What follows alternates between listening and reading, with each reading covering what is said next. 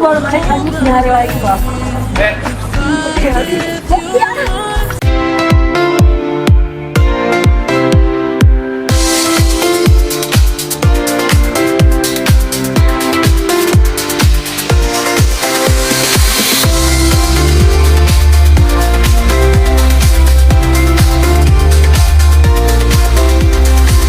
Matthew Gilbert terlihat tipikal pria yang konsisten dan berkomitmen. Selain itu Matthew pun cukup romantis. Terbukti, Matthew menunjukkan sikap sayang pada Nikita sebelum keduanya LDR untuk sementara waktu. Nikita terlihat dalam Instagramnya harus bekerja show ke Timika dan tak bisa mengajak Matthew. Sebagai bentuk rasa sayang, Matthew berikan ciuman mesra pada Nikita ketika mengantar kekasihnya itu ke bandara. Sebelum berpisah, Nikita sempat menggoda Matthew soal rencana kepergiannya. Matthew yang sudah hendak pergi langsung balik badan bak tak rela ditinggal terlalu lama oleh Nikita. Kayak gini. Pacar aku datang. Kamu belum sikat gigi ya? Melihat sikap lembut Matthew pada Nikita, Nether langsung heboh. Tak sedikit yang jadi baper melihat kemesraan mereka. Sikap Matthew yang ekspresif cium Nikita di tempat umum juga jadi pertanda bila ia tak masalah soal gaya pacarannya disebut mirip zina oleh para haters. Ini adalah nenek bersama cucunya. Nenek dan cucu. Cucu. Ini gamenya. Ini cuma. Kamu udah telepon mama kamu belum? Sudah. Hati. Jadi diamanin nggak? Ditangkep Satpol PP. Melihat sikap lembut Matthew pada Nikita, Nether langsung heboh. Tak sedikit yang jadi baper melihat kemesraan mereka. Sikap Matthew yang ekspresif cium Nikita di tempat umum juga jadi pertanda bila ia tak masalah soal gaya pacarannya disebut terlalu vulgar. Kalau aku maunya pacaran terus. Kalau Matthew maunya nikahin aku. Iya kan? Iya. Kalau aku ditanya, aku maunya pacaran terus. Oh ya?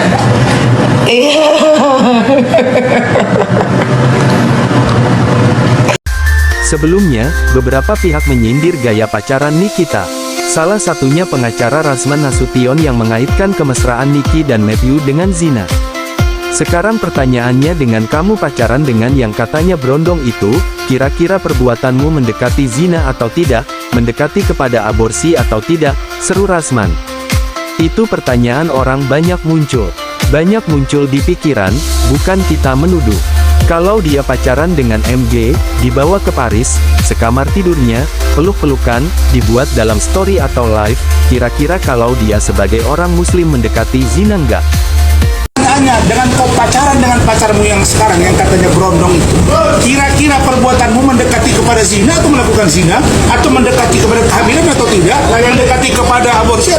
Yang dia lakukan sudah tidak pantas dilakukan seorang ibu. Dan dia memperjuangkan seorang anak yang katanya berakhlak tapi perilakunya tidak berakhlak. Di mana yang mau ditiru dari seorang NM? Razman menganggap sikap Nikita ini kontras dengan janjinya memperjuangkan soal anak. Buat apa kamu up di story? Kamu gak usah up yang tidak penting. Kamu sedang berjuang untuk anakmu. Dia katanya memperjuangkan anaknya, tapi perilakunya begini, seru Razman. Selain Razman, Fitri Salhuteru ex-bestie Nikita juga ikutan sinis. Ia juga meledek Nikita cuma sibuk mengumbar gaya pacaran vulgar. Apa yang kamu harapkan Niki? Tanya Fitri. Kamu menunjukkan perilaku di depan anak-anak kamu, dengan bolak-balik ganti lelaki, dengan pakaian yang sudahlah netizen bisa nilai sendiri. Apa yang kamu harapkan dengan cara didik parenting kamu itu? Itu makanya surga di telapak kaki ibu karena ibu harus menunjukkan adab dan moral yang baik sama anak. Namun, Niki langsung beri balasan cerdas soal tudingan musuh-musuhnya. Hei, saya tidak pernah memasukkan atau suruh tidur pacar saya di rumah. Mendingan di hotel. Kalau yang dipermasalahkan hanya cium pipi dipermasalahkan. Itu urusan dia. Mungkin percintaannya gak happy. Gue bukan dilahirkan dari keluarga yang tidak benar, gue dilahirkan di keluarga yang benar dan ngerti agama, tegas Niki. Sedih banget lihat Loli nasibnya. Dia yang memilih nasibnya seperti itu. Bukan ibunya yang memilih nasibnya tuh anak seperti itu. Dia sendiri yang memilih nasibnya seperti itu. Mau sama Tripang. Ngaco aja kalian ini dididik orang tua kalian kayak mana, nggak ngerti gue itu. Nggak ngerti gue itu. Semua itu anaknya begitu pasti salah didikan orang tuanya. Lu lihat gue, lu pikir orang tua gue salah ngedidik gue? Masih mending tuh anak nggak gue jedotin palanya ke tembok ya. Coba kalau dia hidup di tahun 86, segala kepala gesper, kepala kayu, kepala apa lagi, kepala panci, kalau bisa kepala ulekan tuh nyampe tuh ke kepala gue. Ketimbang cuma dibentak aja berasa kayak ditonjokin satu RT. Kalian tuh beruntung ya buat anak-anak yang lahir di tahun 2000-an. Coba kalau kalian lahir itu di tahun 86 ya. Kayak gue nih 86 nih. Segala pukulan-pukulan Dragon Ball tuh udah pernah gue rasain. Ini cuma dibentak aja. Aku dibentak. Ini cuma dibilang gue usir loh. Berasa kayak diapain aja.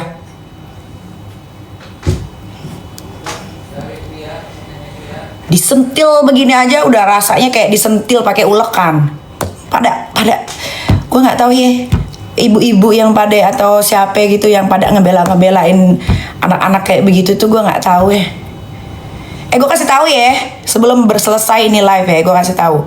Setiap orang tua itu punya cara didik masing-masing yang berbeda. Dan setiap anak di rumah itu pasti punya karakter yang berbeda-beda.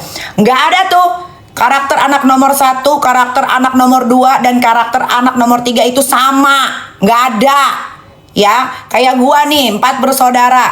Abang gue, adik gue tuh nggak sama. Nggak sama otaknya, nggak sama wataknya, nggak sama. Dan nggak sama juga cara didikannya. Ya, dan gue nggak ngerti kalau ada orang tua yang bilang pasti anak nyontoh orang tuanya. Berarti kalau anak-anak itu yang sekarang udah pada gede jadi homo sapien itu ngecontoh bapaknya, ngecontoh ibunya. Ya, terus apa kabarnya tuh anak-anak ustadz, anak-anak ustazah yang pada pakai narkoba? Berarti nyontoh bapak ibunya pakai narkoba juga tuh ustadz-ustadz itu tuh. Gak usah jauh-jauh. Haji Roma Irama, apa dia pakai narkoba? Kok anaknya narkoba ditangkap sampai 2 kali? Gak usah nyalain orang tua dalam mendidik anak itu. Mendidik anak itu beda-beda. Kok ngajarin orang parenting lah. Tuh kan gue ludahin deh jadinya. Kalian tuh bikin-bikin aja emosi memuncah, tahu nggak?